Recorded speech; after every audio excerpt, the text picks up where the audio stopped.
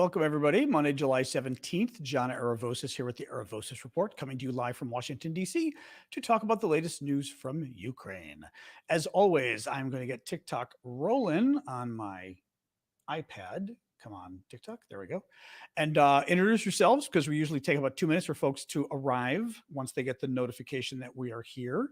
And it gives people a chance to get here. So if you would, say where you are from. There we go. TikTok's good. Boom. Yeah, just sort of give a hello where you're from and all of that, and then we will get rolling in about 2 minutes. Woo woo! So I spent the weekend dyeing clothes. I wanted like reddish shirts for the show, and I don't have any. And I found some Gap ones that were white, so I dyed them burgundy. Well, almost burgundy, not quite burgundy. It's not exactly, I wanted a burgundy, but it's close enough. Thank you, Tomcat. Next week I'm going to try for the who is that? Oh, and Red Watts as well. And John, thank you. Next week I'm going to try for the Scarlet Red. I like dyeing clothes. I think it's fun. It's just sort of a goofy thing to do, but I like home projects. It reminds me of baking. Thank you, Adam. I love to bake as well. Thank you, Big Hawk. So dyeing your own clothes reminds me of baking. It's just sort of it's a thing. There you go. Exactly, Cammy. That's exactly it. I've got my Cinderella outfit on. Anyway. Oh, hey, Evie. Yeah. So anyway, like I said, maybe we'll wait another minute for folks to arrive, and then we'll get rolling here. But it looks like we're already getting a decent number of people showing up. So I am good. It's just. Thank you, Cammy. It's just so damn hot in DC. Thank you, KD. The weather is just so freaking hot here. Thank you, Succeed. It's, every day is 90s basically, and it's going to be this way till September. And it's humid and hot, and you just go with you go down half a block with the dog, and you're like, so not too hot for baking. No, that's what I have an air conditioner for. Thank you, Life, for the gift there. Anyway, all right, guys. I think I'll get. That's true. I was going to say Texas and Arizona and other places have got horrific. I mean, I should complain in Washington D.C. We're only up to 90, which might be 30 centigrade. Alexa, what is 90 degrees Fahrenheit in Celsius? 90 degrees Fahrenheit is about 32.2. 32. Okay, 32 degrees. Yep. Thank you, Chief and Chad. I saw that gift too. Thanks, guys. All right, let me get rolling. I'll do my introduction. So welcome, guys. I am John Aravosis. This is the Aravosis Report. My nightly show I do from Washington, D.C., Monday to Friday, 6 p.m. Eastern Time, U.S. That's New York City time or Washington, D.C. time right now, where I go through the latest news from Ukraine and then take your guys' questions. My background's in foreign policy and journalism, not defense, but a lot of foreign policy. So that's sort of my take on this, is trying to sort of analyze what's going on with the war. The way the show works is about first half of the show, I will present the news, tell you guys why I think it matters. Thank you, Mads. Second half of the show, I will take your guys' questions. You can always get a question asked now on YouTube by asking a super chat question. Those are the ones you pay for. And because you are paying for it as a thank you, I will answer it immediately. Super stickers, I appreciate it as well. And I will always do a shout out for a super sticker. Thank you, LWD. And case in point on TikTok, thank you, Ellie. When the TikTok gifts, all the gifts you put, the big gifts like that, whenever I see one of those, I will always try to do a shout out. Thanks, Ellie. I won't always see them because sometimes I'm reading something. But if I see it, I'll always do a shout out. And just to remind folks, I do this full time. This is my job. Thank you, Len. Very nice gift there. I do this full time. And basically, you guys provide my salary. So you've been helping me do this for over a year now, and I very much appreciate it. So thank you. Thank you, Sarah, for the flowers. All right. So today is day 508 of Vladimir Putin's special 3-day military operation. Thank you, Lise. It is also the anniversary of the downing of MH17, which is the Malaysian aircraft that the Russians shot down back 10 years ago now, I believe it was, 2013. They killed 238 passengers, 15 crew. Nobody survived. Thank you, Kevin, there. Nobody survived. And two Russians, including Igor Girkin, who's one of the guys quoted a lot, a Russian military blogger. Thank you, Tugas, were convicted of war crimes. Thank you, Bonnie. And the Russians, of course, to this day have denied it, but they deny everything. The Kerch Bridge. So the big story today, we're going to talk about a lot of the news, obviously. Thank you, Marcy. But the big story today is the Kerch Bridge. So, and thank you, Bonnie, as well. I think I thanked you. The Kerch Bridge is a bridge in the south of Ukraine. Down here is the town of Kerch, and the bridge is here. It's a 12-mile long bridge. What would that, 16 kilometers or so. It separates Kerch, Ukraine, with Russia. Russia starts around here and then kind of goes whoop, down here, up here, and everywhere else. Okay. Well, what Putin did when Putin invaded in 2014, thank you, LWD, Putin invades Ukraine in 2014. He steals this, and he also steals some land out here in the east, but he steals Crimea and declares it part of Russia. In order to cement his hold on it, he then built a bridge connecting it to Russia so that they could more easily, well, do a number of things, connecting tourists and regular Russians who might want to move there and basically steal the Ukrainians' homes to make it easier for them. But also, this bridge is hugely important for supplying Russian troops here in Crimea, here in Kherson, and here in Zaporizhia. Obviously, all very important regions for the counteroffensive, right? So you've got a lot of supplies that come across this bridge for Russian troops. We're talking additional troops. We're talking weapons. We're talking oil and ammunition. So a lot of different things come across here that are crucially important for the Russian military. The only other way they can get there by land is by coming across here. And well, even though this area is occupied by Russia, if you come across this way, you're potentially in range of the HIMARS, the American rocket system that we gave the Ukrainians, and certainly the British Storm Shadow missiles, so that dangerous if you have a military convoy coming through here, you're asking to get hit by the Ukrainians. So last fall, the Ukrainians, we believe, set off a car bomb, blow up the Kerch Bridge, caused significant damage to the roadway and the railway. It was closed down for a bit. The Russians finally got it up and running a couple months ago. Thank you, Susanna, for the pearls. Oh, and LWD as well. Two very nice gifts. Thank you, guys. Appreciate those. The Russians got it up a few months ago. Putin was so proud of getting the bridge up after the first time the Ukrainians bombed it that Putin even showed up for the re-inaugural of the bridge. This bridge is important to Putin for economic reasons, for military reasons, and also for his own ego. This bridge was a big deal for Putin to show, because Putin, basically, it was a big deal for Putin to say, I got Crimea, I got land from Mother Russia, right? Well, last night, the Ukrainians blew it up again. They're not admitting publicly that they attacked it. They're admitting privately. A number of Ukrainian officials have said privately that it was an operation that was a combination of two, I think it may have been the Navy and intelligence. I'm forgetting exactly. Thank you, Kanausi. But that it was the Ukrainian military that did it. We believe they used, I'm going to call it a boat drone. I'm not sure what you call I always forget the term you use for a boat drone, but it's a drone that's a boat. Thank you, Jetta Mom. And it's unmanned, small, very sleek. Let me see if I have the picture here really quick. I posted it on my Discord, so I'm hoping. Oh, thank you for the Frankfurter there, Chad. Do I have it? Worst comes to worst. Hold on. I'll pull up the Discord because I posted it in the Discord so I can find it. I just think it's interesting to see it because when you see it, then you get sort of a sense of what it is, Hang on. Here it is. Okay. So this is what it looks like at the bottom. It's a boat, but it's an unmanned boat. As you can tell, it's very low to the water. I mean, it almost looks like a surfboard if you think about it, right? It's got communications coming out of the back. It's probably somewhat stealthy, I would think, but maybe just stealthy because it's so low to the water. You guys can see it here. But I say it's almost like a surfboard boat, unmanned, and it's a drone. And it's very hard to see because it's so small that basically the idea is with stuff that's really small. I mean, I'm guessing here, but I know this from other drones and things, the waves kind of hide it because it's so low that you can't tell. Are you seeing it? Thank you, Michelle. Are you seeing it or are you just seeing the crest of a wave, right? So Ukraine, we believe, brought two of these in, and I think maybe 20 minutes apart, 10 or 20 minutes apart. Thank you, Carol. They blew up the bridge. Now, what they did was they put them under the bridge. Okay. They put them under the bridge And the drone is built in a way, oh, go away.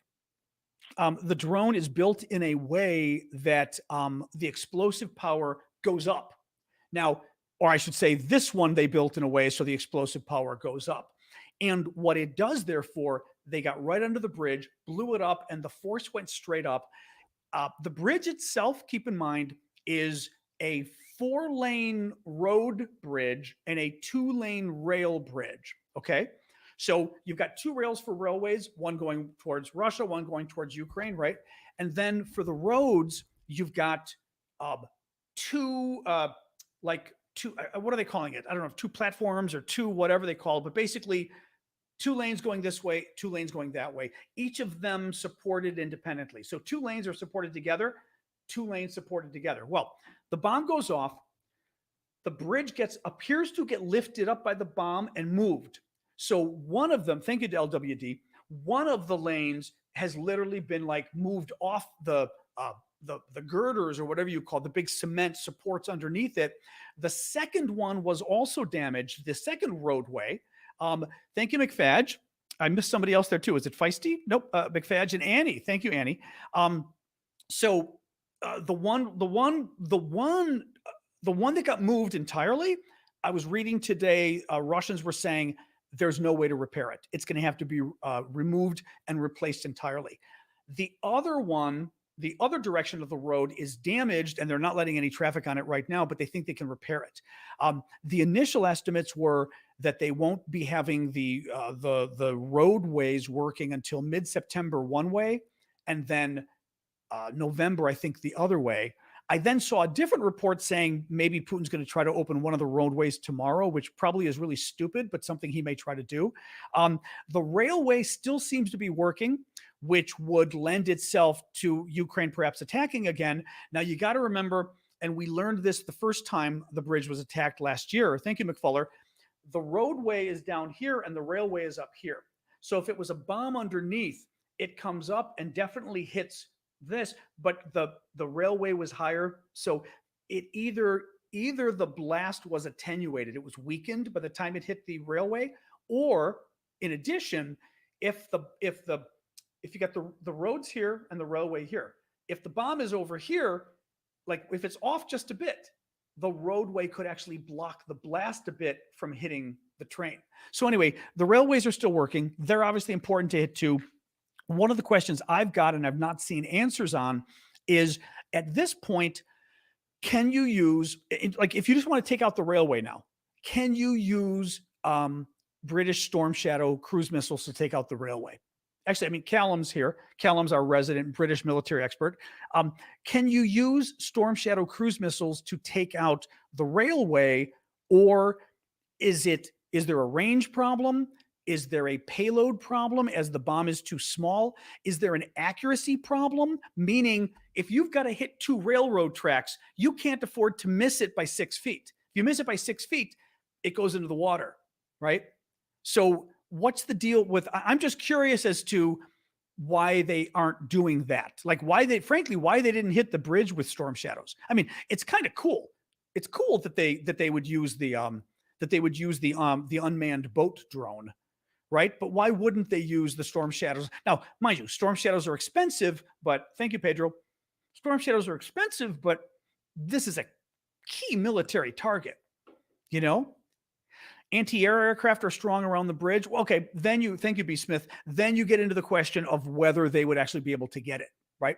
I mean, meaning, would the Russians really be able to take the Storm Shadow if they had enough anti-aircraft support, right? Just trying to think. Well, okay. Somebody's asking, were innocent civilians killed? Let me just say, we don't know, because Russia claims 2 innocent civilians were killed, but Russia literally lies about everything. So we really don't know. As I said, they just literally lie about everything. If 2 civilians were killed, they were Russians going on holiday in an occupied territory that Russia stole from Ukraine, that's in the middle of a war zone, that the Ukrainians warned not, was it 3 weeks ago, 4 weeks ago? Thank you, Jeddah Mom. That the Ukrainians told the Russians in Crimea, do not come here for vacation. We are going to hit you. And if this Russian family decided to take their kid to a war zone to go to the beach, after and mind you, occupied territory that doesn't belong to them, after the Ukrainians said, we are going to blow you up this summer, don't go there, and they went there, they're collateral damage as far as I'm concerned. It's too bad. It's I wrote something on Twitter that was a little harsher, but it's too bad for them. But this is a military target. The thing is, with a military target, you will sometimes have collateral damage. But I have very little sympathy, especially in this case where they were coming to Ukrainian territory to use the Ukrainian beach that they stole. Thank you, LWD and Big King. I have very little sympathy for that. Although, again, the humanity in me says, sure, I'd rather not kill civilians, but it was only 2 civilians, which is pretty good number in the grand scheme of things. What do you do? I don't want to sound totally calloused about it, but what do you do? Yeah, any loss of innocent life should be condemned. I'm for it. Well, I wouldn't say condemned. I would say any loss of innocent life should be mourned. I do not condemn it at all, because this attack was important and it was absolutely valid. Thank you, Feisty, for the Franktastic. So I would not condemn it, but I would say if you want to mourn the Russians who were killed, sure, go for it. I still think I'd like to know their position on the war first, right?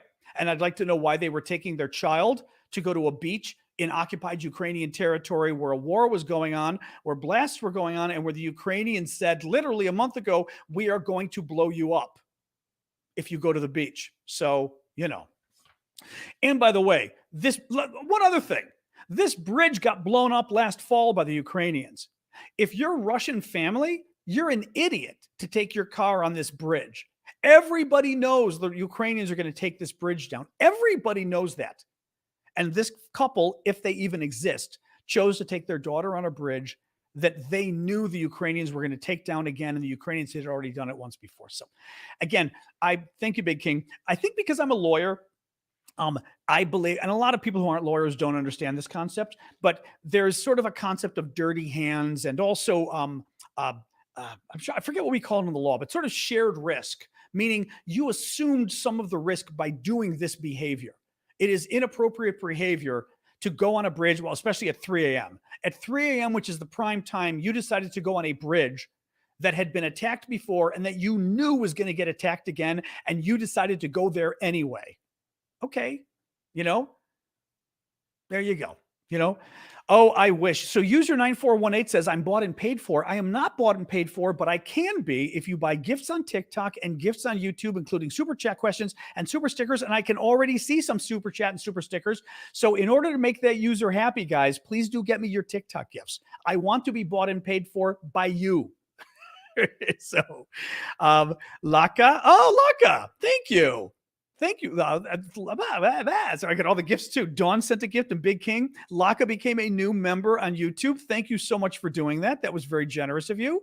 Anybody else who's interested, you can become a paying member on YouTube by hitting the dollar sign at the bottom of the screen. Thank you, Sir Goose and Gator Girl and Jetta. You can hit the dollar sign at the bottom of the comment box. It pulls up a number of options. One of the options, thank you, Ellie, is memberships. And you can join for a monthly membership. Supports my work. Thank you, Katie and Russell and Chad. It supports my work and allows you to be a VIP member, which means you're with the fine print. Exactly. Allows you to be a VIP member, which gives you access to our Saturday show I do just for the VIP members. It gives you access to our VIP auction on the Discord, etc. Thank you, Bonnie, for that. So that was very sweet of you. There was also a question or comment from Julius. You may have already said this. Thank you, Norway Fox, as I'm a bit late, but did they destroy the bridge totally? No. Or just damage the side for civilian traffic, but let the part that runs trains intact. It appears the train side got minor damage, but they were running trains on it today. I even saw a video from the train of the bridge. Thank you, Rob, for the gift there. And Timothy as well. What it looks like happened. I don't have a good picture in front. That's not true. No, I don't have a good picture in front of me. What it looks like happened, I'll just reiterate it again because everyone's into this story. It's an important story, of course.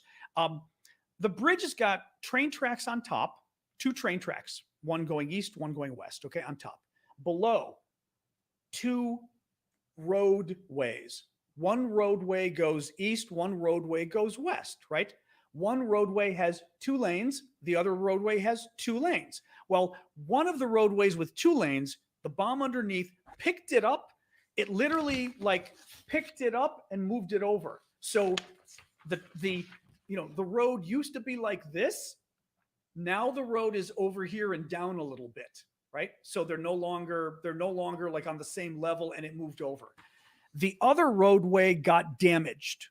So both of them are out of commission right now. The train tracks got some light damage, but from what we're hearing, they may still work okay.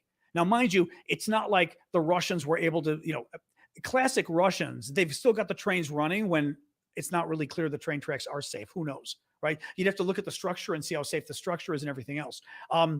Which raises the question we were asking earlier of would the Ukrainians go in and in this case maybe use a Storm Shadow to take out the railway, a Storm Shadow cruise missile. So there you go. Yeah, so there you go. That was Julius. Thank you for that, Julius. That was very generous of you. That was Julius's question. All right. Mariupol Theater Children. Not sure what you're. Oh, Karen, were you responding to somebody else with that? I'm going to guess it was. Wilson Pava. Russia would have done it during rush hour. Ukraine tried their best to avoid casualties. And that's a good point, too, actually. Thank you, Dora, for the cap on TikTok. That's the difference between targeting civilians and not. That's a really good point. It's a really good point. Ukraine could have done it during the day. You'd run a better chance of seeing it because you might see the ship on the water. Thank you, Chad. Or see the boat on the water. The other issue is during the day, you're going to have long lines of cars going across and you're going to blow up civilians. Thank you for the heart there. At 3 a.m., not only will hopefully your boat not be seen, but at 3 a.m., you're running a very small chance of that bomb hitting a car. It just happened to by coincidence. But if anything, the Ukrainians do what we do. They try to minimize loss of civilian life. Thank you, Killers, for the hat. The Ukrainians try to minimize civilian life, minimize the loss of civilian life. The Russians try to maximize it because the Russians literally attack and say, how can we kill the most civilians as possible in order to impact the government and try to get the Ukrainians to cave, Thank you, Joyce. Appreciate that on TikTok. Who was that? Marcy with the slime. Just scrolling here. I'm hoping the Ukrainians go after the other part. Let's see. You never know. They didn't have, the thing is, last fall when they blew up the first part of the bridge, they didn't have the Storm Shadow cruise missiles, which are the nice long range cruise missiles they got from the Brits. Now they do. Typically you'd send maybe 2 or 3 to be safe. In other words, 2 or 3 to make sure you hit the target. That's a lot, but this is a high value target. So I think if the Ukrainians were to hit the rail, and they could use it, frankly, too, because with the counteroffensive going on right now, it would be good to cut off the Russians being able to supply everything from that area. What else I got here? The grain deal. So Moscow's pulling out of the grain deal. I warned you guys about this last week. The grain deal, you may recall, is early on in the war, the Russians basically threatened to blow up all Ukrainian shipping. Not surprised. Ukraine has access to the sea here in the Black Sea, ports of Odessa, another port down here. I forget the name of the port, but in this area here, Russia is controlling currently this, but the Ukrainians still have access here, and they would go down here. Black Sea is kind of big. You've got Bulgaria, Romania, then you get Turkey, and the connection with Turkey is, the Bosporus is here. And the Ukrainian ships would go through the Bosporus that Turkey controls, and then they're in the sea between Greece and Turkey and go deep into the Mediterranean, out to the Pacific and the Atlantic, etc. Right? Well, the Russians from the beginning of the war were threatening to blow up any Ukrainian shipping. Thank you, Chad. Sorry, I saw a gift pop up that I didn't see when I was looking at the map. I'm guessing it was Chad's. Yes, because Marcy did the Hydra. Thank you, or the slime. So For 3 months, Ukraine couldn't export grain. Ukraine is one of the world's top grain exporters. It provides 10% of the world's grain. But interestingly enough, thank you, Nico and Crazy American, the number 1 and number 3 export markets for Ukrainian grain are, wait for it, number 1, that the Ukrainians, thank you, Dora, that the number 1 recipient of Ukrainian grain in the world is China. That's interesting. Okay. Number 3 recipient of the grain is Turkey. Now, thank you, Doreen. I say that because Turkey has had a pretty close relationship with Putin, and Putin doesn't really want to piss Turkey off.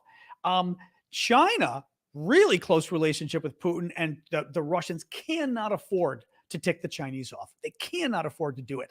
So taking away the Chinese grain starts to get very interesting. Thank you, David and Norway, both for the gifts there. That gets very interesting. So anyway, last July, the Turks, the Ukrainians, the Russians, and the United Nations get together, work out this grain deal, and they agree that the Ukrainians can export grain, and the ships will be inspected for weapons and this kind of garbage, and the deal goes fine. Ukraine starts exporting the grain again. 43 million, by the way, 43 million people in danger of hunger also get this grain. Some of the grain goes to Europe. Some of it goes to Europe and gets forwarded elsewhere. Some of it goes to Africa, Middle East. Some of it goes to Asia. But 43 million people do get the grain who are in areas where they are basically on the verge of being in starvation. So that cutting off the grain could push them into starvation. So it's not an insignificant number. Putin, because the grain deal renews every 2 to 3 months, because Putin doesn't want to have a longer renewal because he wants to keep screwing with it. So every 2 to 3 months, Putin screws with the grain deal and says, I'm going to stop it, blah, blah, blah. Well, this time it really felt like he meant it for real, and he did. Today, he killed the grain deal, meaning the Russian said, we are no longer going to promise safe passage to ships coming in and out, meaning, if we accidentally blow up those grain ships, sorry. Well, he's doing that in order to scare the grain companies themselves, because the captain and his crew don't want to be running on a ship that they think the Russians are going to blow up. Also, the insurance companies who insure the grain are not going to want to insure a ship that they think is going to blow up, right? So it's a good way to kill the deal. Now, Zelensky came out today and basically said, we should do it anyway. We should get Turkey, the United Nations, and Ukraine to go ahead and keep doing the deal anyway. Others like Admiral Stavridis, who's a former U.S. Supreme Allied Commander of NATO, is now retired. He has been saying for a long time that we should basically put these ships under U.S. and NATO protection. They could be under NATO flags, whatever it is, but put them under our protection and basically just dare Russia to blow up our ships. Now, I, for one, do not think Russia, there's no chance in hell Russia's going to blow up an American ship carrying grain. He's not going to do it. He's not going to do it. Well, that's the whole point, Legacy Code. Legacy Code said this will lead to nuclear war. That's the whole point. Putin doesn't want, you know what? You're afraid of nuclear war. Guess who else is afraid of nuclear war? Vladimir Putin. Because the one thing I think people keep forgetting is, as much as you're afraid of nuclear war because you don't want to die, guess who else doesn't want to die? Vladimir Putin and all of his citizens. Putin gets nothing out of this. Thank you, Michael. Putin gets nothing out of this if he causes a nuclear war to happen and literally everybody in Russia gets incinerated and the country blows off the map, as does the US and the rest of the world. How does that help Ukraine or Russia? It doesn't. I mean, you've got to constantly ask yourself with this, as each step of the way, why would Putin go nuclear if going nuclear means the end of Russia and the end of the world? Why would he do it then? He wouldn't do it, right? He's not crazy. I mean, you'd have to think he was crazy. I don't think he's crazy. Thank you, Nicholas. And who is that? D and D as well. But in any case, so what are we talking about here? The grain deal. So that's one option. That's one option, is basically just to say, we're going to escort the ships. We're going to put them under foreign flag and dare the Russians to attack them. Now, I don't know that Biden's got the oomph to do that. Thank you, Chad. These are the Mongo gifts. I know. All right. We have the trail, or the family vacation, the Galaxy, always a favorite, as you know. It does have 3. That's what I thought. So, oh, and the TikTok guy. Thank you, Chad. Very nice of you. I appreciate. Oh, there's a. I thought there was a 4th. Michael with the lemonade. Thank you, Michael. That was a nice one too. I thought Chad had a 4th one. Thanks, Michael. All right, Brzezinski, because it always or Brzezinski. No, it would be Brzezinski, right? Because it reminds me of Brzezinski. Exactly. What else we got here? So I'm just looking here at some of the questions and things. Copies is saying United Nations and Turkey ship protection sounds cool. I was about Ukraine has agreement with UN in the Black Sea. Anyways, yep. In any case, all right, Addie, thank you for that. Let me see here. Anything else? Nope, that's it. I mean, there's more news, of course, but nothing else on the grain deal. Let me do a quick pitch for supporting my membership work, and then we will talk about the counteroffensive. There's a little bit of an update there. One of the ways you guys can support my work, because as I said, I do this full time and I do it for free, and I'm not wealthy. So basically, the way I'm able to support myself and keep doing this has been your guys' gifts, which have been very generous. And thank you very much for doing them, really. One of the ways also to try to do this is I've set up memberships where you can become a monthly member, paying me, a donation each month, basically, until you decide to turn it off. One of the ways, a couple different ways to doing it. On YouTube, you can use the YouTube memberships. We started those just a few weeks ago. You can hit the $ in the comments. A couple things come up: super chat, super stickers, memberships. Click memberships, and you will see the 3 different membership categories. If you sign up for that, it will make you a VIP member of my Discord community, which means you can join our weekend conversations. We have a weekend chat for only the paid members on TikTok and Discord and all Ko-fi and all the other ones. Thank you for the hat there. Who is that, Louis? And it also gives you access to a VIP auctions we've got over on the Discord. Really cool stuff I bring in from Ukraine. Half of the auction items are for everybody. The other half I reserve for the paying members as a thank you. But you guys can do it that way. Another way that all of you can give is via Ko-fi. Now, Ko-fi, you can access the YouTubers, and everybody else has got it at the bottom of the screen there. For you guys, you can find it on TikTok in my profile. Just go to my profile, click the Linktree link. First thing that comes up is Ko-fi. Ko-fi is another site that kind of runs like Patreon, really, a little better than Patreon. And you can give a one-time donation, or thank you for the hat there, Sir Goose, or the crown. You can give a one-time donation, or you can again set up a monthly donation. And if you set up a monthly donation, again, you can become a VIP member of our Discord community. Just follow the instructions that are there. Gives you access to the Saturday shows. Gives you access to the VIP auctions. You can also even subscribe on Discord itself. It'll give you another option there to do it. And on Twitch, you can do it as well. On Twitch, you can also subscribe, and you can use your Amazon Prime membership on Twitch to direct it to my Aravosis account on Twitch that accepts the donations. And you will also be a VIP member. So there's lots of different ways, not to confuse you guys. But for the TikTokers, just go to my profile, click the link, and the very first thing that comes up is Ko-fi. That's how you can sign up if you'd like to help me out. I'd appreciate it. For you guys, the best way, YouTube is going to be memberships. You can tell the members of the folks with the green names, like Carlos Bond. Thank you, Carlos, for that.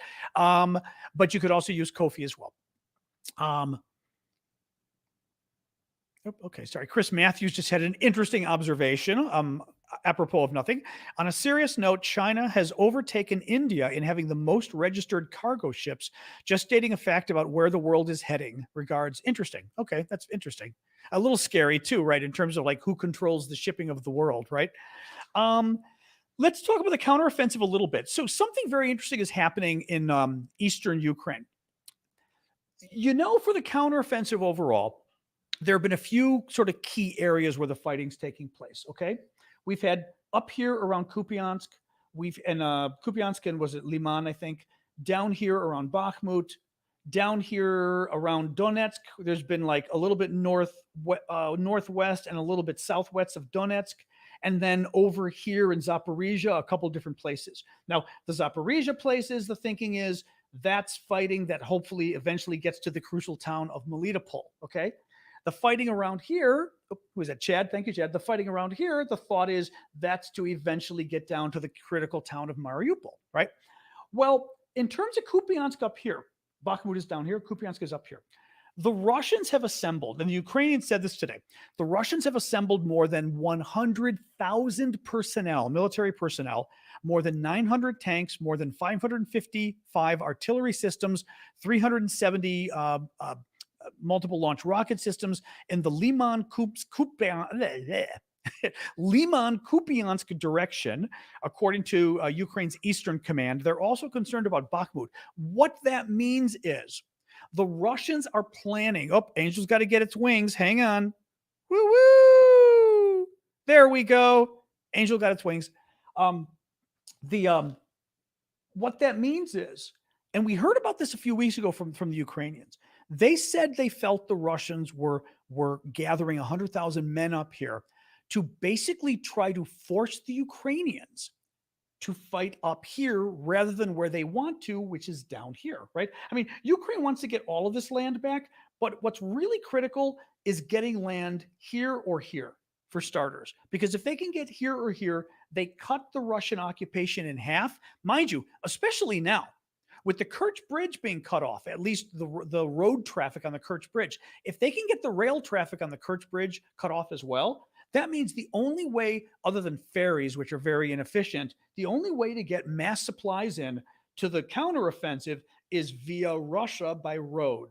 Well, if the Ukrainians are able to cut this off or this off, you can't get it in by road. The road's cut off too. Now you would have all of these three territories cut off from Russia's resupply. That helps Ukraine a lot for the counteroffensive. So the thinking is that Russia has massed about 100,000 men way up here in order to force Ukraine to put a lot of men up here to fight them. In other words, forcing Ukraine to fight where, well, I forgot, wasn't this, this may have been a Sun Tzu comment, I think, about fighting where they aren't or something like that. But the idea, though, is just that it's to force Ukraine to fight up here rather than down here, that Ukraine says, shoot, we've got to bring a bunch of our troops from here up here. So keep an eye on that. But that's what's going on right now with regards to Kupiansk, which is north of Bakhmut, and then Bakhmut itself. A third Wagner Group convoy has arrived in Belarus. So this is getting interesting. It does seem that, okay, Jeff, I'll pull up yours or I'll read yours in a second. It does seem that the Wagner Group is moving into Belarus. Thank you, Chazak. So Belarus, you'll recall, is a neighbor of Ukraine right up here, northwest of Ukraine, borders Poland and Baltic states, but it's up here, borders Russia as well. Very good friends of Putin. Belarus is run by a dictator. And as part of the deal for Prigozhin, who ran the coup effort to overthrow Putin, right, a couple weeks ago, maybe 3-4 weeks ago, part of the deal to get him to back down was granting him amnesty or exile, depending how you look at it, in Belarus. Well, Prigozhin never went, right? It's been like a month now. Prigozhin never went to Belarus. And the talk was whether his troops would join him. The Belarusians were setting up military camps with tents and things, but for like 8,000 men, but they weren't showing up. Now they're showing up. So this would be the third convoy of Wagner Group troops who are showing up in Belarus. Initially, at least, we heard a few days ago that they're going to help train the Belarusian military. There is certainly concern by Ukraine, by Poland, by Lithuania and Latvia, the countries that border Ukraine, of whether the Wagner Group could be used to cause trouble across the border. Could they, for example, be used to try to invade Ukraine from the north? Not very easy, though. This is marshland. It's also heavily mined by the Ukrainians. Thank you, Loop, for that. But nonetheless, could they be used to try to harass Poland over here? Could they be tried to harass Lithuania, Latvia? One thing the Russians love doing, and they did this in Ukraine in 2014, when they invaded in 2014 and took Crimea, stole Crimea from Ukraine, and also stole some land in the east as well. The Russians sent in unmarked men, which is a war crime, mind you, totally illegal, but they don't care.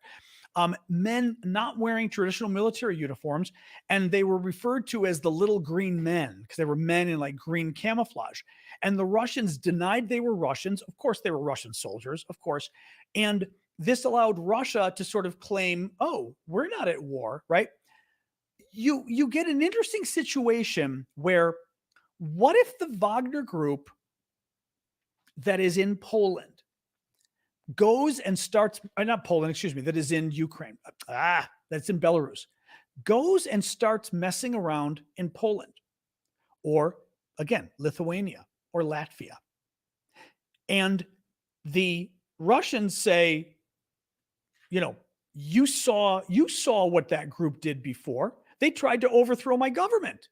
What makes you think I control them, right? Putin had no say in them going into Poland and blowing up that ammunition depot, or that depot that had all the American weapons. Then what does the West do? Right? If it was Russia, it's an act of war and we're at war with Russia. Does the West go to war with Russia, or does the West say, well, we don't know, right? We don't know why. We don't know why they're there, why they're not there. Right? Royston is not here because Royston left in a huff, Bob. She got mad and took her marbles and went home. Nobody knows why. It was kind of crazy. So that's a concern. And people have been mentioning the Suwalki Gap, basically an area between Poland and Lithuania that there's always been concern about Russia coming and trying to move in there, because basically it's an area that separates the Baltic states, Latvia, Lithuania, Estonia, from Poland. And it would be difficult to defend it if the Russians were to really blitzkrieg in there. So that is it's an interesting concern people have brought up, which is, what if the Wagner group were used to take that kind of land? And again, what if they claim to be acting independently, just like they did in Ukraine, right? Or just like they did in Russia? They were acting independently. My main point here, I don't want to belabor the point, but my main point is, in order for NATO to declare war, NATO has to determine that it really was Putin and not some rogue element that did this. Wagner Group has proven it's capable of being a rogue element. So what would we do? Thank you, Deep Blue. What would we do if Wagner crossed into Poland and blew up an ammunition depot for ammunition that NATO had getting ready to go, or NATO tanks or whatever, getting ready to go to Ukraine? And the Wagner people said, we did it on our own. Very, actually, what you might see, however, if they knew it was Wagner, then you might see NATO airstrikes on Belarus, and NATO might say, oh, okay, that's fine. Well, you've got them in Belarus. We're just going to blow them up in Belarus, So sorry, Jeff. Jeff was saying, thanks for the explainer about how, with the time of attack and other factors, are due to Ukraine minimizing loss of civilian lives. Oh, thank you. That was just a thank you. All right. Thank you, Jeff. I appreciate that. 6 Evo, assuming Russia's response is huge drone or missile strike tomorrow as retaliation. Yeah. We should assume that Russia is going to be, is just going to be evil. They're going to be, I love the trolls. I'm glad you blocked her, but I'm going to respond to this one. A troll said, you Democrats are killing our sons and daughters. Our sons and daughters aren't in Ukraine. None of them are. Not a single American troop is fighting in Ukraine. So there isn't actually, the Ukrainians are fighting for our sons and daughters, and they're fighting for us. And we're not risking a single body in this battle. I mean, that's how admirable it is what the Ukrainians are doing, really. But I think it's important to respond to that, because it's a lie that they like to put out there, that, you're risking our sons and daughters, and our sons and daughters aren't fighting in Ukraine at all. But in any case, Russia's going to respond the way Russia always does. They're going to have a huge drone and missile attack. They'll probably go after Kyiv, the capital, a lot, because they like to do that. They're clearly going to go after civilians, because that's what they do. And my suspicion would be, maybe they'll try to hit 20 different cities around Ukraine, even if it's one missile per city. Thank you, Norway Fox. But in order to have an impact. Now, one thing that was suspected the last time, I forgot what one of the previous things Russia got pissed off about. Actually, there was a previous thing they got pissed off about that they didn't actually retaliate. I forgot what it was. Something a couple months ago that we thought the Russians were going to retaliate and go crazy, and they didn't. I don't remember what it was. But the thinking back then was, what if the Russians basically wait 3 nights, So don't bomb too much tonight. Don't bomb too much the next night. And you've saved the weapons you were going to use to bomb for the third night. So now you've got 3 times as many weapons, and you let them go and go, aha, look at my major counteroffensive, right? Because I've unlaunched 150 missiles. Well, you launched 150 missiles because typically you launch 50 a night, and you didn't launch anything the first 2 nights. So it would be classic Russian ruse to basically con its own people into thinking, aha, we struck the Ukrainians hard, but they actually didn't do anything. So I will say this too. If I were Putin and if Russia were actually a democracy, I'd be very worried about this because if Putin's able to come up with something to, get even with the Ukrainians, why didn't he do it already anyway? Right? Think about it. If Putin retaliates by doing something extra tonight, by going after Ukraine, why isn't he already using that extra anyway? Right? Shouldn't you be using everything you can? And I say everything within reason, right? I mean, meaning you don't use a nuke because a nuke isn't going to work and a nuke is going to cause NATO to end the war. Okay. But if you've got a weapon that's actually effective, why aren't you already using it, Putin? Right? I mean, again, these are sort of some of the, it's kind of it puts him in kind of, I wish Biden or somebody else would say that publicly just to put pressure on Putin and go, you mean there's things you could do you're not already doing? Like what? Chris is asking who's paying for Wagner now. Good question, because we don't know. Putin said that the Russian government is paying like $1 billion or $2 billion to Wagner since the war started. But we don't know. We don't know if that's true because, again, Putin lies and the Russians lie about literally everything with regards to foreign policy when they talk internationally. So we don't know whether that number is real. Having said that, if the number is real, thank you, Norway. Who's going to keep paying them? No, and that's a big deal. This was part of the deal with the whole idea of the Wagner troops could follow Prigozhin to Belarus if they wanted to. Well, who's going to pay for it? Who's going to pay their salaries? Because they have to be paid, right? Is Prigozhin going to do it out of his money? I mean, he's a billionaire. He's got a lot of corrupt money, but it's an interesting question. Thank you, TikTok novice. A couple more stories I'll mention just briefly because we're going long, but we're going long because we're doing good questions. So this is good. British Defense Secretary Ben Wallace is stepping down for family reasons, which usually means it's a lie that he got into trouble or something. Thank you for the heart there, Jen. He's saying it's for family reasons. Now, there's also the possibility it's for family reasons. I mean, the mayor of Chicago stepped down and didn't run again or stepped down because his wife had terminal cancer. So sometimes family reasons are family reasons. But usually when politicians say I'm stepping down for family reasons, it means I'm in trouble and this is the excuse I'm going to use to step down. Now, what's interesting to me, and I don't know British politics, so it could easily be something else that caused this, but it is interesting that he's stepping down days after he became part of this whole brouhaha with Zelensky, where he criticized Zelensky and he criticized Ukraine and said that, we're not Amazon.com. We're not here to just give you money, and basically accused Zelensky of being ungrateful. And it was a little inappropriate. Let me put it that way. It was a little bit inappropriate. Now, again, I mean, Sally Matthews is saying Ben Wallace resigned because he embarrassed the UK at NATO. How did he do that though? Or was it this with the Zelensky stuff? Was that it though? That's what I'm wondering. It just, the timing of it feels like it was the Zelensky blow up that got him into trouble. Because also too, he's speaking off the cuff and it was stupid because he criticized Ukraine. He showed, well, here's the problem. And he actually, now that I think about it, Sunak may have just fired him because I read his comments in full. Allie, I don't totally disagree. Allie's saying she thinks the comments were out of context. He had a decent point, but he made it in anger. And that was his flaw. Thank you, Dawn. There was like this much comment. It was several paragraphs. And his main point was that, the Ukrainians ask for a lot. they've also got to thank a lot because if they don't keep making clear that they're thankful, they're going to look like they're greedy and not, they're going to look like I want more, I want more, I want more, and not we really, really appreciate the help you're giving us, right?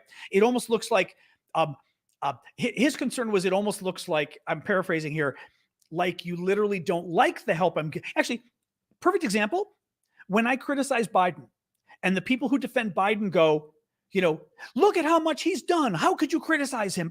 It's that kind of a feeling that people, that by Zelensky saying you haven't done enough, you risk Americans and others saying, how dare you say we haven't done enough? Like it's almost an insult, right? So his point was, you've got to win over Republicans in Congress, especially next year, because they could win the presidential election, and you've got to be more diplomatic. But he said it in a way that was jerky. He said, for example, I took a 10-hour ride to Kyiv, and the first thing they did was throw a list in my hand of weapons they wanted. And I said, I'm not Amazon. And you heard that and you went, okay, that you were being a jerk, right? And I think that's the problem he ended up having at the NATO meeting.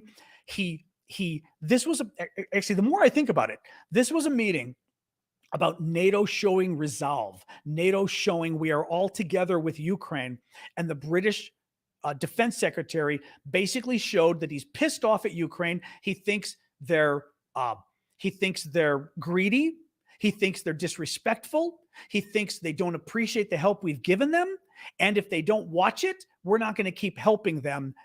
And you didn't just say this publicly, but you said it at the UN, at the NATO meeting, which is the NATO meeting to show cohesion on Ukraine and possibly even letting Ukraine in at some point, right? So anyway, the more I'm thinking about it, the more I'm thinking that did him in. Now, there could have been something else going on too that we don't know about in British politics. But he could have so embarrassed Sunak that Sunak said, I can't trust you anymore if this is how you feel. Thank you, Arifa. Good to see you again. NATO used to be obsolete, Mario. You could argue it's not obsolete anymore. Russia proved that NATO is totally necessary now in order to defend against Russian hegemony in the East now. But you could have argued NATO was obsolete 10 years ago, maybe. But now, there's zero argument there. Wallace. Actually, I'll tell you one last thing. Trump made some comments that were interesting, some negative, some positive about Ukraine. He was asked here by a favorable news outlet, said, well, you said you'd end the war in 24. Like Trump said, if I become president, I'll end the conflict in 24 hours. And she said, how would you do that? And he said, I would sit down with Zelensky and I would tell him, you better sit down and negotiate and reach a deal or I'm cutting you off. Okay. He says, and then I would sit down to Putin and I'd say, you better sit down and reach a deal. Thank you, user 336. You better reach a deal. Thank you, Salty. And if Putin wasn't willing to reach a deal, I would tell him, I'm going to give Ukraine more weapons than even Biden has given him. It was interesting. It sounded a little contradictory. Like, are you telling Ukraine they're not getting weapons, or are you telling Ukraine they're getting even more weapons? But for the first time,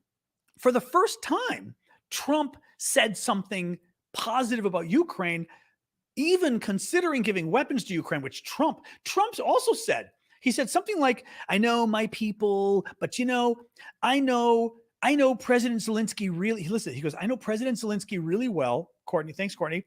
And I got to hand it to Zelensky. I owe him because, I'm paraphrasing here, I owe him because when that whole thing happened with the phone call, remember when Trump called Zelensky and said, oh, we'll get you your weapons, but I'd like you to do us a favor, though, because he wanted Zelensky to enter the American elections and try to, drum up some fake stuff to after Biden. And Zelensky, when he was asked, when the story, it became a big story, Trump got impeached over it. It became a big story. And when Zelensky was asked about it, he said, basically, I didn't think the phone call was, I didn't feel pressured. I thought it was fine. And Trump in this thing 2 days ago said, I thought it was fine. Yes, Courtney, it is. Said, I thought, basically he said, I appreciated Zelensky saying that. So what's interesting is that Trump said something positive about Zelensky. He thinks he's his friend. He thinks he can work for them. He thinks Zelensky covered him, which is fascinating. And Trump made part of the discussion about helping Ukraine if he becomes president, that if he needs to, he'll give Ukraine even more weapons. That fascinated me. He did repeat that it was a perfect phone call. He goes, it was a perfect phone call, but that was a fascinating comment out of Trump and totally out of line. He has never said anything, even vaguely suggesting that he would consider giving Ukraine even more weapons, and that he considered Zelensky anything but scum. So this was good. It was weird. It was very weird. And with Trump, Trump kind of, woo, woo. Trump can change on a dime, but it was still good that it was being said.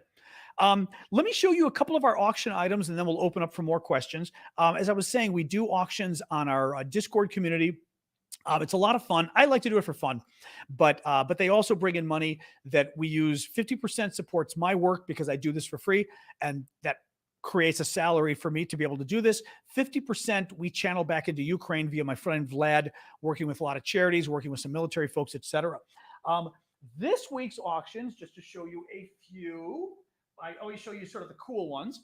The Azovstal steel bracelet that is always a favorite of mine. The Ukrainian government made these out of the last batch of steel from the Azovstal plant. That's the plant where the 2,000 Ukrainian troops of the Azov battalion were fighting the 14,000 Russians for 2 months. So the Ukrainians made bracelets out of that. Really cool. Very cool Russian military hat from Ukraine. Still has the label on. Clearly, this was from the Ukrainians overrunning Russian supplies, because it's literally got the label from a store near St. Petersburg, Russia. Thank you for the Frankfurter there, Jen. One of my always favorites, a piece of a Russian fighter jet. Oops, I already did this to pack it. A piece of a Russian fighter jet that was shot down over eastern Ukraine at the beginning of the war. Very cool. Titanium. Where's my titanium? It's very cool, and a little screw from it as well. But it's neat, and it's so cool because it's titanium. But this is neat, and it comes in a little kit. They did a little. It's from a Ukrainian charity.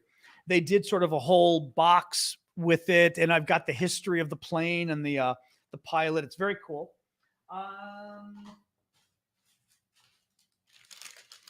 Actually, I'll make this the last one. And this I just got shipped in from Ukraine, but it made me very excited because I love these. It's Christmas ornaments, but honestly, I would use them to hang up on the wall. I would put these in a window personally, but they're Christmas ornaments that are hand painted from Ukraine. It's a traditional Ukrainian style. And I searched around to actually find a good quality one because some of them are okay, but they're not great. This was one of the prettier ones. I mean, this was one that was really nice, but I like it. I think it's very pretty. And I'll certainly be getting more of these once we get closer to Christmas for sure. Anyway, there's like 9 or 10 things we're auctioning. I won't show you all of them. To go to the auctions, you don't have to pay. No, all you have to do to go to the auctions is you have to join the Discord. It's discord.aravosis.com. Just join the Discord and then follow the instructions to read the rules and click I agree. And then you'll see the auctions on the left. The public auctions are for everybody. The VIP auctions are for the paying members. So those are the ones you have to subscribe for the VIP ones. But because that's my thank you to the VIP people. Thank you, Laurie. But half the auctions are always for the public, and anybody can go for those. Let's see when we end. I could possibly go to Discord a little bit, possibly. I need to sort of figure out what I'm eating for dinner. I've got to make some cod that I still may have to throw in the oven. But maybe we'll see. I may yell at my microphone while I'm talking to you guys. Julius is saying, I read a story recently that a lot of Ukrainians' military units are relying on crowdsourcing, but shouldn't that be unnecessary with all the aid and being met by silence? No, because, well, here's the thing. Just because you're getting a lot of aid doesn't mean you're getting enough aid. And it depends on the kind of aid you're getting. When you're thinking, we've been helping local military units. We helped one Ukrainian military unit with you guys, excuse me, you guys fundraising, you guys help donate for it to get them electrical generators. So that basically, when they're in the field, and this was at the point where the Russians were knocking out the power everywhere, they're in the field, they have power for their radios, for their phones, for their lights, for their kitchens, so they actually can feed their troops.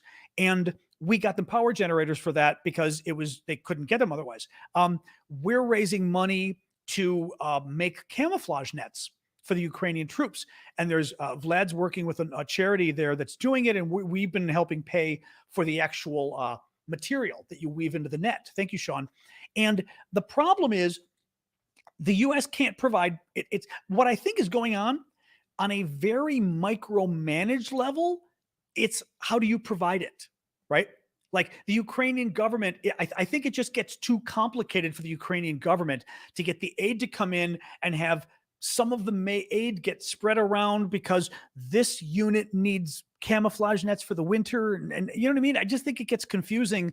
That's my guess. That's my guess that basically our aid is going towards bigger things. And this is sort of some of the mundane day-to-day stuff. Also keep in mind, Ukraine as a country, it's not like tax revenue is flying into the government right now, right? I mean, 10 million Ukrainians are displaced internally. 3 million, I think, are out of the country. This is out of a population of 43 million, right? So of 43 million, you've got 3 million, they're out of the country. That's 8% or so. They're not working, or if they're working, good luck, right? You've got 10 million internally displaced. A lot of them aren't working. Well, anybody who's not working or who is underemployed is pulling in fewer taxes. So Ukrainian government's in real trouble for money to keep the government going. Anyway, I like you would like to get a better answer on that, but that's the answer I think it is actually, you know, the answer I can give you. One of the things we did is hold on. I think an angel's about to get its wings. Yeah. Angel's getting its wings, Russian pretending to be American, not even close to American. During the Gulf War, during the second one that was a lie, right, against Iraq, using my blog at the time, we were raising money to help American troops because, you know, we didn't, as liberals or Democrats, we didn't like the fact that that Biden, I was going to say, that Bush invaded. But we didn't want our troops to die. And our troops didn't have body armor. They just didn't have body armor, a lot of them. And their units were making them pay for it themselves, and they couldn't afford it. It was really expensive stuff. So we went and raised $12,000 or $14,000 for body armor. And I called a local newspaper in some state that had a story about it. And they interviewed a guy, and I got a hold of the guy. And the newspaper was able to give him the money so he was able to buy the body armor for his unit. That's the U.S. military, right? I mean, the U.S. military in Iraq needed me to raise money on my blog to get body armor for their troops. I mean, maybe that's the best explanation, which is like it, you know, it for some reason, it never works perfectly at the unit level that people have everything they need, you know. Sorry, Copies is saying there's need for also extra things for units, drones, special equipment, and then you have commanders' priorities logically. Yeah, I mean, you know, that's what it is. So you support war? Absolutely, absolutely. Yeah, yeah. World War II, great war. World War I, great war. War against Russia in Ukraine, great war. Stop Russian genocide, war absolutely valid. Yeah. The age-old question is, why don't you, right? You support letting Russia just kill women and children and steal the children and kidnap them? I mean, okay. Hate to have you around in World War II. So anyway, what else we got, guys? So yeah, feel free to put some more questions. If we end in time, we can do Discord, but I've got to make some dinner, so I'm not convinced. And the fish has been, you know, let's do Discord tomorrow. I don't want to do Discord tonight because I've got fish in the oven or fish in the oven. My fish is in the fridge and I've got to make it today. It's been sitting there all weekend. So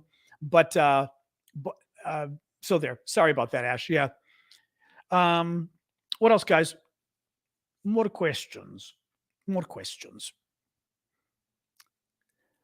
Oh, it's quiet tonight. You guys don't have questions? All right. I mean, I could just do a summary and we can call it quits. You know? All right. Range Death said, wouldn't Wagner troops attempting a raid in Poland be fair targets on Polish land? Oh, yeah. Anybody in Poland attacking Poland is a fair target. The problem becomes the Wagner troops get trapped or get catched. They may not admit to being Wagner, first of all. If they admit to being Wagner, Wagner says, it was our mission. It wasn't Putin's mission. Putin had no idea we were doing it. We did it ourselves. We thought it was a good idea. So now, do we declare war on Russia? Do we believe Prigozhin? I mean, Prigozhin did use his troops to attack Putin. So sometimes Wagner does do things that Putin doesn't sanction, right? So I worry that if Wagner were to try something cute in Poland or Lithuania or Latvia, we could be in a situation where we're trying to figure out, did Putin know or not know what was going on here? Because that analysis will determine whether we go to war with Russia, and that's a big if. So no, it makes it very confusing. Makes it very, very confusing. So I couldn't even start to give you a summary for 3 weeks. Donut, sorry. Somebody say I haven't watched in 3 weeks. Could you give a summary? I don't even. Part of the problem is there's so much news every day that I couldn't even tell you where we were 3 weeks ago. You know what I mean? 3 weeks ago, we were talking about the coup in Russia. You know, I just don't even know. Yeah, I mean, you could go to my YouTube and look at the old episodes, but you'd have to look through each one. But that's the only way to do it. Yeah. All right, guys, let me do a quick summary of the news, and then we'll call it quits. And then my cod has to go in the oven before it turns bad on me. It is day 508 of Putin's 3-day special military operation. It's the anniversary of the downing of Malaysia Airlines flight MH17 that the Russians shot down 10 years ago, killing 283 passengers and 15 crew members. No one on board survived. Kerch Bridge was attacked by, we believe, the Ukrainians last night. Publicly, they're not admitting it. Privately, they are. At least one span of the bridge was destroyed, the other damaged. It looks like, Cliff's got a question here somewhere. Hold on a second. Cliff, all right. Let me try to find your question. Okay, hang on. Scrolling back. Wait a second. Oh, there it is. I'm sorry, Cliff. Oh, geez. Sorry about that. Totally missed it. Yeah, I didn't even see it coming in. I'm sorry about that. Have you heard that the UK units are leaving the Leopards, other equipment due to huge minefields, and Ukraine is begging for Blackhawks, et cetera, and being met by silence? Nothing. I know that it has certainly happened that the Ukrainians have left behind Leopard tanks or Bradley fighting vehicles. Because the comments have been, look how the Ukrainian troops are alive, how they all got out of there alive, and the contrast to the weapons the Ukrainians had before, or the weapons the Russians use. But I've not seen anything about the number. I've still not. What's interesting is I know, because I know the helicopters are an important issue for you. I'm still not seeing anybody rabble rouse around the helicopters. I'm just not seeing it in any of the media. But also any of the war folks that I follow, like on Twitter, all the defense folks, I'm just not seeing them discuss the helicopters. Not saying it's not important, but it literally isn't coming up. Does Ukraine have jets? They have jets, but not American ones. The American jets, they'll be lucky if they get them next year, frankly, I think. But they've got the problem is they've got MiG-29s. They've got old Soviet fighter jets, and they're not enough for the Russian weapons. Not enough for the Russian weapons. I thought the Ukraine thing was done. I don't know what that means, Diana. Wayne Judd, thank you for the gift there. But yeah, so the Russian planes are way better than the old Ukrainian planes, so they can just destroy the Ukrainian planes. This is one of the reasons they need why they need the American F-16s. Yeah. So, all right. Yeah. Sorry about that, Cliff. I just don't know. I don't know. I mean, I'll keep an eye on it, but I have seen nothing discussing helicopters in all the times that I'm looking at this stuff. So I will keep looking at it for you, but I've just not seen it. So sorry. All right, let me keep summarizing. So the Kerch Bridge, the Ukrainians basically cut it off for road traffic is stopped, hopefully for 2 months. Rail traffic is still going on. Will be interesting to see if the Ukrainians try to blow up the rail traffic in the next few nights or not. Russia says it's pulling out of the grain deal. They, by the way, said it was unrelated to the Kerch Bridge, which I thought was interesting. It's the God, exactly, Dawn. That was very funny. Zelensky proposed continuing the deal without Russia. With the counteroffensive, Russia is concentrating more than 100,000 men, 900 tanks, and more in northeastern Ukraine or eastern Ukraine near Liman and Kupiansk, according to Ukraine's military command. And it looks like Russia may be trying to force Ukraine to move from the counteroffensive back to another area. To basically, Russia's threatening them up there to stop the Ukrainians from doing the counteroffensive and have to move back. A third Wagner Group convoy has arrived in Belarus, showing that it looks like the Wagner Group is in fact moving to Belarus. Oh God, no. Diana, not even zero, absolutely zero evidence. Yeah. No. Diana was asking because it's a rumor that was created out there that a lot of U.S. weapons have gone to Mexican cartels. Zero evidence of that happening. Zero. Yeah. Not to mention how they would even get there. But no. Cheryl, thanks for that. British Defense Secretary, Ben Wallace is stepping down, possibly because he kind of came out and really got mad at Zelensky during the NATO summit, which was not the best time to do it. Thank you for the Frank-tastic, Cheryl, and Amanda for the mustache, and Cheryl for the Frank-tastic. Oh, making sure I'm missing these, and Cheryl again. And so now you got me worried I missed some. Okay, I don't think I missed any others. Thanks, guys. Cheryl and Jen. And finally, I mentioned Trump did an interview and had some weird comments that they did not sell them. No, Diana, they're using them. They're using them to fight the Russians.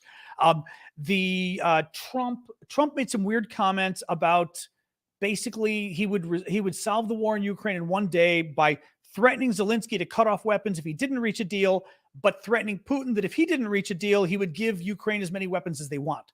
And then talked about how good a guy Zelensky was. Thank you for the robe there, Red Watts, because Zelensky was really nice about not basically narking on him when Trump had his very perfect phone call. So that was interesting. Thank you, Brock. It was the first time I'd seen anything positive from Trump about Zelensky, which is interesting. All right, guys, it's 7:15. I'm going to go. I have a cod in the fridge that is waiting to be baked before it kills me. So thank you for that. And thank you for the gifts. Thank you for patrolling the crazies. I feel like we didn't have as many crazies today. Maybe I'm wrong, but I could tell we did have a nice turnout for the gifts and everything. Thank you, Amanda and Jen, and thank you, Sean. Thank you for the new subscriber and all the gifts on YouTube and everything else. Okay, thanks, gods. I'm calling you gods. Thanks, gods. Thanks, guys. I'll see you tomorrow. Okay, 6 o'clock Eastern time, US tomorrow. Thanks, Diane. All right, see you guys tomorrow. Thank you. Bye-bye.